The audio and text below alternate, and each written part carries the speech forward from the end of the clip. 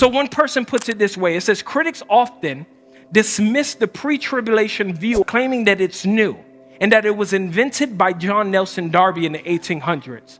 But the truth of the doctrine is not based on its age, but on Scripture. Passages like 1 Thessalonians 4, 1 Corinthians 15, John 14 clearly teaches that the church is going to be caught up, transformed, and reunited with Christ. In fact, watch this. This is the crazy part that no one wants to argue. Early Christian writings, such as the Shepherd of Armis, AD 140, Evram the Syrian, AD 337, and Iranian AD 180 also reflect on the expectation of the deliverance before the end time wrath, showing that the idea existed long before Darby even was born. This is an old doctrine. I mean, it's scripture. I mean, we can literally just read the scripture. You cannot just equate to Matthew 24 and then disregard 1 Corinthians, 2 Corinthians, 1 Thessalonians. You cannot do any of those things. We have to take scripture as a whole.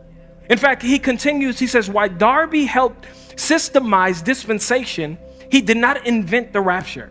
Just as Augustine clarified all millennials, Luther emphasized justification by faith, doctrines clarified later in history are not new inventions, but recovered truths.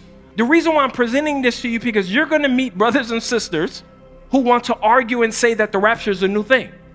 They're going to say that your theology comes from Kirk Cameron and the Left Behind series, when it doesn't. This is an actual fact. So the ultimate question is this: how old is the pre-trib rapture? And what does the scripture teach? And biblically, the pre-trib view best explains deliverance from wrath, the imminence of Christ's return, and the distinction between Israel and the church.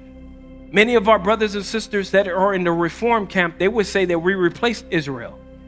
If we replaced Israel, Romans 8, 9, 10, and 11 would make no sense. Clearly, Romans 8, 9, 10, and 11 is addressing the nation of Israel. My brothers and sisters, we did not replace Israel. We did not. God has a distinct plan and role for the nation of Israel. In fact, the whole Great Tribulation, according to the book of Revelation, is all about Israel. God drawing his people back for them to see that Jesus was indeed the Messiah. And these are all important implications when you're studying eschatology, which is end time.